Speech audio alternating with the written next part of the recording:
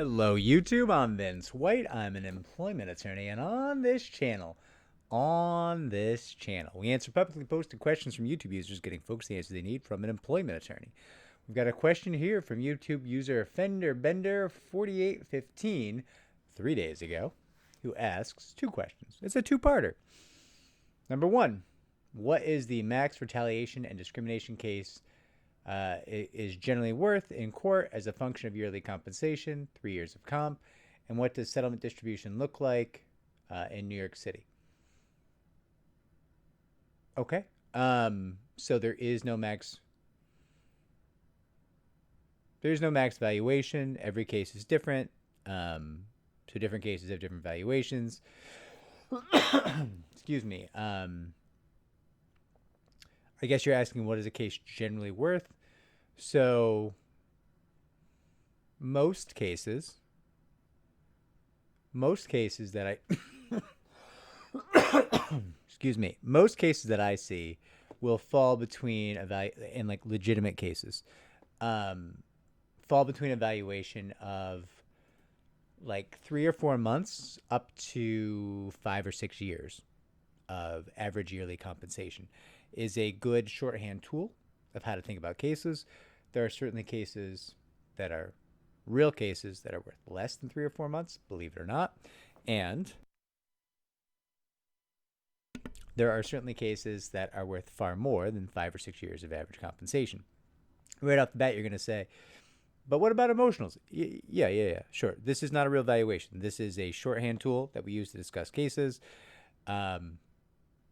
Most good cases tend to start at 2 years and up, right? Like that, you can have a real solid case, good fact pattern, good valuation, 2 years, 3 years of average earnings. That's a good shorthand tool to discuss settlement demands, which are always, of course, hedged for risk on cases like that.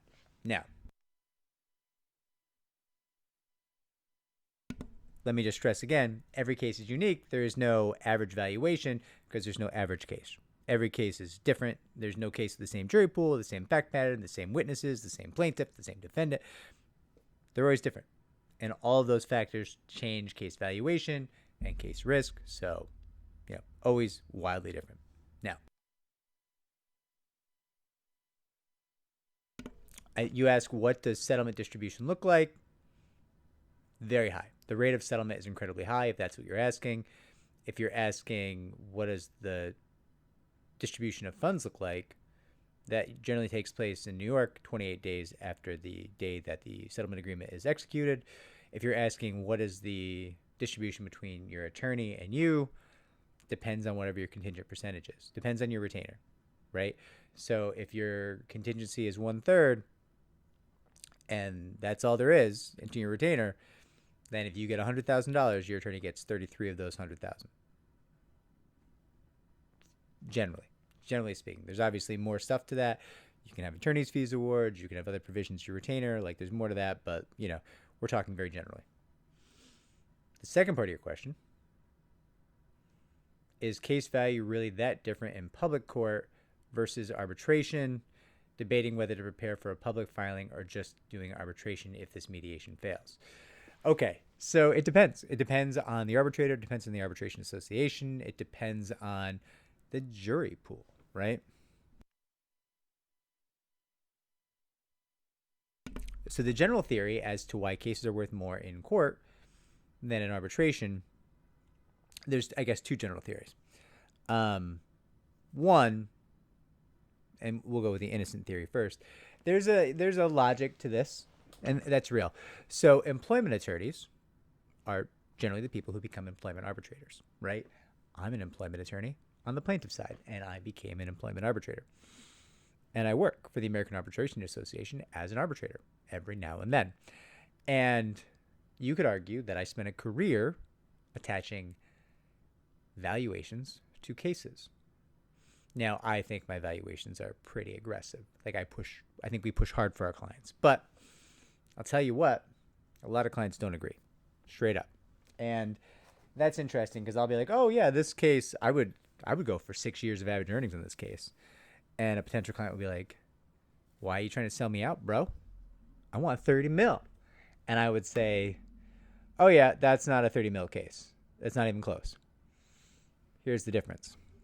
A juror, a jury pool, a group of jurors, presumably have never heard the fact pattern of an employment case in the role of the decider before, right? They're the one who chooses who wins. They decide the case. They're the finder of fact. So listen, you can hear a story, an employment story, as just a bystander, and you don't have to think about it that much. But if you're the decider, the fact finder, then you think about it real different. You listen, hopefully a little bit different, and they might hear your story. They might say, 30 mil. This is the first. This is my. I feel so empowered. I can right a wrong. I can right a wrong. 30 mil, and that can happen. Now here's the problem with that. Judge is gonna say, hey, you. I gave you jury instructions. I told you how to calculate damages. You didn't even read them, did you? The jury might be like, nah, we're over here righting wrongs, Judge. And the judge is gonna be like, that's cool. You're morons. I'm going to go ahead and knock down that big verdict you just gave because it's dummies. It's dummy math. You didn't do the math. You didn't calculate the damage correctly. It's a hell nah from me, dog, right? And I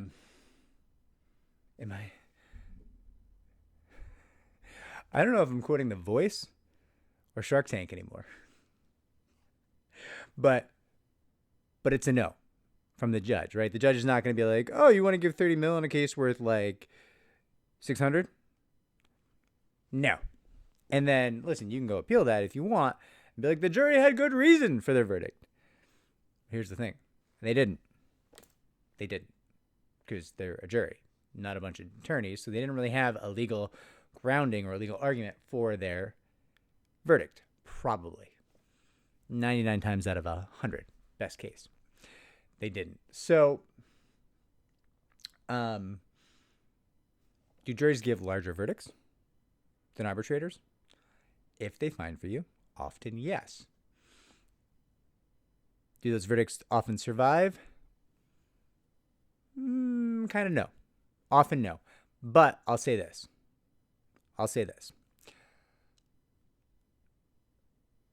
It is better to win a really big verdict and get it knocked down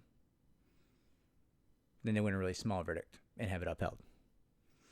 Really big verdict that gets knocked down gives you a lot more leverage in certain situations and in certain negotiations because you can be like, yeah, I'm going to go appeal this. It's going to cost you a lot of money and I might win. You might still capture a good chunk, right? You're not going to get 30 mil, but you know, maybe the case is worth 6 and you get yourself 1.2. Because there's a fear that comes when there's like that 30 mil verdict the jury gave you. Not a fear that it'll be upheld.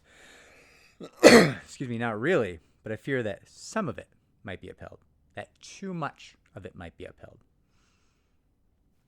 Because the jury, people don't like overturning juries. At least appeals judges, in my experience, don't really love it, right? Judges, trial court judges do love it. They're pretty down to overturn juries. Like, it just seems like they're like, okay, you decided the case. Great job. Your damage calculation is wrong. And I'm throwing it out. It happens all the time. It's a bummer. Now, there's something else to think about arbitration. Okay? And we're going to get into in a minute, we're going to get into the nefarious logic of arbitrators. Like, there's a lot of pushback on arbitrators. So we're not there yet. Assuming everything's legit, the Arbitration Association is like AAA, the American Arbitration Association, which I find to be very upfront, very sincere, very above board, right? And that's my personal experience with that organization, which is why I work with that organization, right? Counterpoint to the theory that juries are better. Employment arbitrators are subject matter experts in employment law. They can also be subject matter experts, like we had for many years an employment attorney here who was a subject matter expert in both employment law and in securities litigation. He was the general counsel of an investment bank before he joined our firm. And he, really knew a whole bunch about FINRA and SEC litigation and compliance and what brokers could and couldn't do and how that industry worked. And so if he was hypothetically sitting as an arbitrator and you come in with some kind of really weird valuation algorithm tied to compensation, and you're setting special momentary valuations of stock to get people their equity, like complex stuff, right? All old hat to him. Not an issue at all. And if he understands that, and he really understands that, that can work out a lot better for you if you're in the right than having a jury who's like, wait, what? Okay, we like the plaintiff. We like the plaintiff. We want to find for the plaintiff. But what's this thing about evaluation as of like 1:56 p.m. on the 13th of May? What? Why that? What was the value then? How many shares? I don't understand. Wait, what's an option? What's an option? Wait, hold on.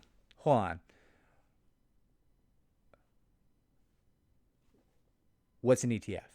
I don't. Okay, so he's got an option, but it's Class B. What's Class B? Does it vote? Does it not vote? Does the voting matter? Is the value to the voting? How do we calculate this? Oh my God! And you'll listen. They don't do it. They don't do it correctly. Again, 99 times out of 100. Whereas if you have a subject matter expert who's really steeped in how to do this stuff, they're gonna be like, yeah. It looks like 4.7 mil, right? Yeah, 4.7. Counsel, check my math. Everybody, we're on the same page. 4.7. Okay, we all agree. That's what the document says. You can argue that's not what we should pay, but like that's what the doc says, right? That's what the doc says. Okay, we agree the doc says that. Okay, thank you. You want to call an expert? Tell me I'm wrong. You can call an expert. It's your prerogative. Call an expert. Tell me I read that wrong. Oh, you can't find one? Yeah. Is it because of what? That's what it says? Is that what it says? Right. I told you that's what it says. It's because that's what it says. Okay, we all agree? You're not going to get an expert? Okay, thanks. We cleared that in 5 minutes. Cool. So 4.7 mil. We're fighting about 4.7. That can be incredibly valuable. That happens. It really does, right? And it's, listen, certainly I have experiences like that, and I don't, that's not really how people talk to each other in arbitration. There's a lot of decorum, very polite, stuff like that. But it's like, the way I might handle it is like, you put this document in front of me, it's in evidence, and you're saying it says X, Y, and Z, but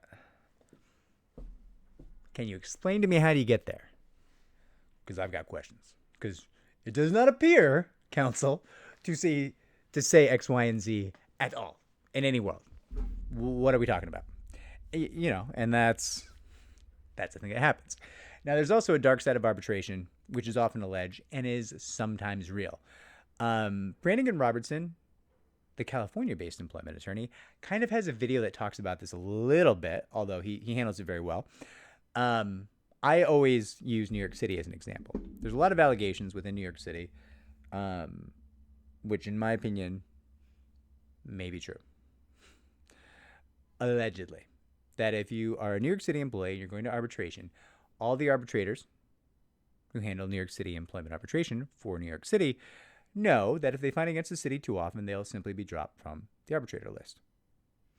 So often when we approach an arbitration for a New York City employee, it is our tactic to make the arbitrator aware that like we're one of the few cases they can fine for, because we will be such a GD problem for them if they don't fine for our client, because we did such a good job, it will embarrass them. We might get them overturned. We can make them look a fool, this and that, right?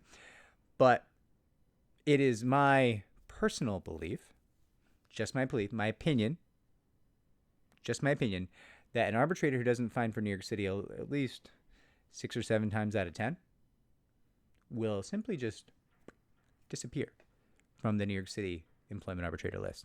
They will no longer be utilized, allegedly, by New York City as an arbitrator.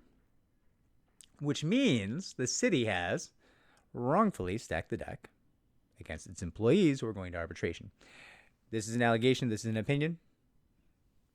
I do not have any facts to support this. Don't come for me. This is not a statement of fact. This is a loosely held belief based on some anecdotes, some statements by arbitrators, and some fairly aggressive representations made by New York City's council from time to time. Which, listen, I feel this to be true, but I'm not saying it is true. I'm saying I feel it's true. It's a feeling, and I do legitimately feel that way. But I'm not saying it is true because you could theoretically sue me, and I'm not saying that. Now, this is the dark side of arbitration, often alleged, right? Here's the thing. This in small ponds, like say New York City, and New York City, make you no mistake, is a small pond. This can be a significant issue. But if you're dealing with like a national arbitration association, there's really no employer that's a big enough drop in the bucket that arbitration association is going to go ahead and get interested in playing favorites, right? Some of the biggest employers in the world deal with the American Arbitration Association. Huge employers, I think, comprise like 0.5% of the entire caseload of the American Arbitration Association. I'm not here to toot the horn of AAA, but I'm kind of making the point, like, if a really huge employer tried to exercise some kind of undue influence over a big arbitration association, that big arbitration association probably wouldn't notice because they have so many cases and so many arbitrators in the field deciding cases that they'd be like, wait, are you trying to like bribe us or pressure us? I can't tell. What this is, we're busy. Can you stop? This is dumb. This is embarrassing for you, right? And this employer would just be like, wait, but we're huge. Sure, so are the other 10,000 of our clients. Some bigger than others. Some bigger than you. There's no favorites here. We're not going to play any games, right? So I don't have a deep-seated prejudice against arbitration. The last thing I'll say about arbitration is that it's really a good option, we've already noted, for employees with a very complex case, because you have subject matter experts who can be the arbitrator, but also employees who want to keep their name off the public docket, right? Filing in federal court generally is a public affair. Your name shows up on Google, it shows up in background checks. You have a publicly available case, generally speaking. Filing in arbitration, generally not the case. Generally, you can go about your career, and if somebody in the future asks you, have you sued your prior employers? Not really. You've had administrative action, but you haven't sued them, right? And they're not going to find that. It's not going to show up in most background checks, and it's not going to show up on Google. So you got to go ahead and fight with your prior employer, have a true litigation, have your day in court. It wasn't in court, it was in arbitration, but it's the same idea. And you still get to you can still get the next job. Your career goes forward unimpacted, which is one of the major flaws of our industry, right? Like, people who sue, there's a chilling effect on their career if they sue publicly. That is often an issue and a big choice that plaintiffs have to make. That choice is largely mitigated by going to arbitration. There's still people over urinals being like, yo, you hear about Teddy? Teddy took the company to arbitration. And we can't stop that backroom nonsense, right? But that's a very different thing. The urinal network, the lunchroom gab sesh, it doesn't scale that well. A filing on Google, a filing that shows up in your background check, well, that's forever. And it scales pretty great. Anybody wants to know, they can know. It's a matter of scale. It's a matter of how detrimental this is to your career. And one is far, far more detrimental than the other. So, fender bender, I would say to you, there's a lot to think about when choosing arbitration versus litigation. And the valuation, it's part of it, but I don't know how big a part of it necessarily is. I hope this helps. If it does, like, subscribe, comment down below. If it doesn't, give me that thumbs down. I deserve it. It's late. I'm getting out of here. I wish you all well. It's good to get back to answering questions. Something a little more substantive is good. I like the weekend show, but we had 3 episodes of the weekend show this week just because of the filming schedule. And, it's cool. It's cool. But it informs, but it doesn't help. And I I like to inform. I think that's valuable, but I'd rather help. Take care, everybody.